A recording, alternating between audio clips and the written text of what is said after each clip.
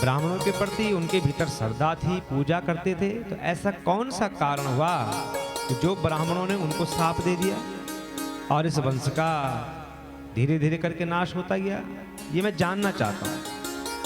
तो श्री सुखदेव जी कहते हैं कि परीक्षित, भगवान श्री कृष्ण पूर्ण काम द्वारिका धाम में रहते हैं, वहीं पर क्रीड़ा करते हैं और भगवान ने अपनी उदार कीर्ति की स्थापना की है और अंत में अपने कुल का संहार करके उपसंहार की इच्छा की है।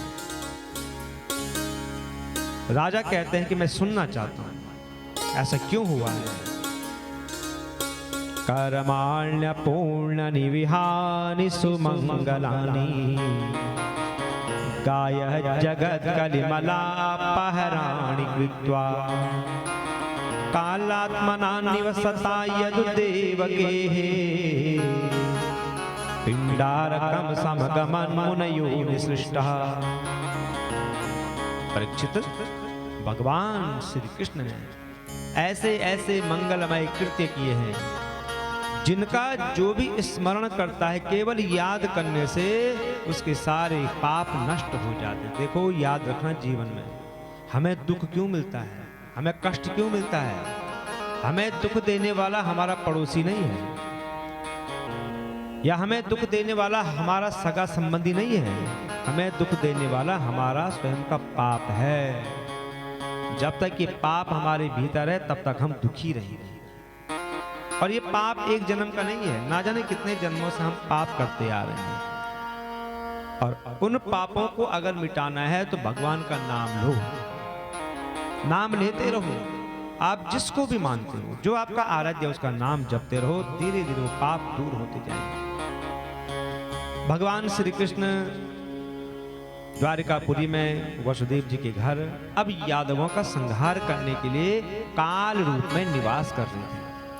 तो उसी समय भगवान का दर्शन करने के लिए आते हैं विश्वामित्र, अजित, कर्णवत, दुर्वासा, नारद जी, अंगिरा, कश्यप, वामदेव, अत्रि, वशिष्ठ, ये सब आए भगवान का दर्शन करने के लिए।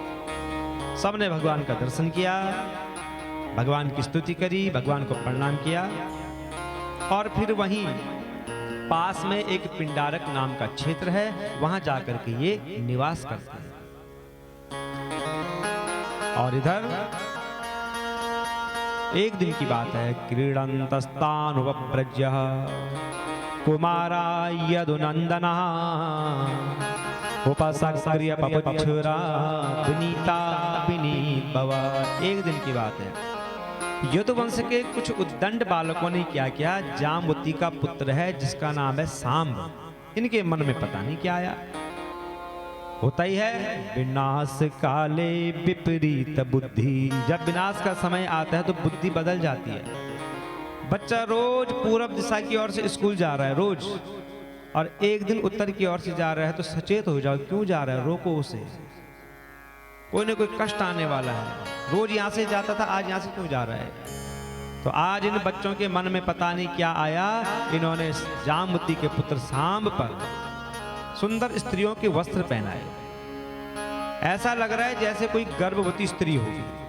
और सारे उन ऋषि मुनियों के पास जाते हैं जो पिंडारक क्षेत्र में बैठे हुए थे।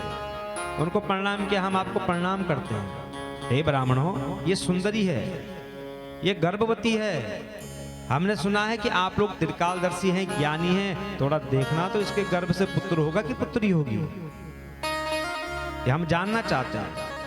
ऋषियों ने देखा कि अच्छा, भगवान की संतान होकर के और हमको धोखा दे रहे हैं, धर्म का उपहास उड़ा रहे हैं, भगवान के वंशज होकर के मूर्खों जैसा कृत्य कर रहे हो, तुम हमारी परीक्षा ले रहे हो, तो जाओ जनयिष्यति वो मंदा मुसलम कुलनाशनम। हे मूर्खों, ये एक मूसल उत्पन्न करेगी और जो तुम्हारे कुल का नाश कर देगा। साप दे दिया ऋषियों ने। मुनियों की बात को सुनकर के बालक डर गए। जैसे ही सांब के वस्त्र हटाए, देखा तो लोहे का टुकड़ा। अब क्या होगा, तो रो पड़े। जाते हैं सारे बच्चे महाराज उग्रसेन जी के पास। पूछा क्यों रो रहे हो, क्या होगा? कहा ये देखो, ये लोहे का टुकड़ा। अरे ये कहां से लाए हो? सारा वृत्तांत बताया। तो उग्रसेन जी ने कहा क्या आफत थी तुम पर आ रखी, क्यों तुमने ब्राह्मणों की परीक्षा ली, संतों की परीक्षा ली? तुम कौन होते हो धर्म की परीक्षा लेने वाले? भगवान की संतान होकर के तुम ऐसा कृत्य कर रहे हो? देखो ब्राह्मणों का श्राप है, ये तो होके ही रहेगा। तो उग्रसेन जी क्या करते हैं, उस लोहे के टुकड़े के चूरे बना देते हैं। उसका चूरा बनाया और समुद्र में फेंक दिया। एक टुकड़ा बच गया, एक टुकड़ा बचा। मछली ने सोचा कि भोजन है, मछली उस टुकड़े को निगल लेती है और इधर वो जो चूरा था लोहे का, वो तरंगों के द्वारा किनारे पर लगता है और एक झाड़ी के रूप में परिणित हो जाता है, जिस झाड़ी का नाम है ऐरक नाम की झाड़ी। वो झाड़ी के रूप में बदल गया।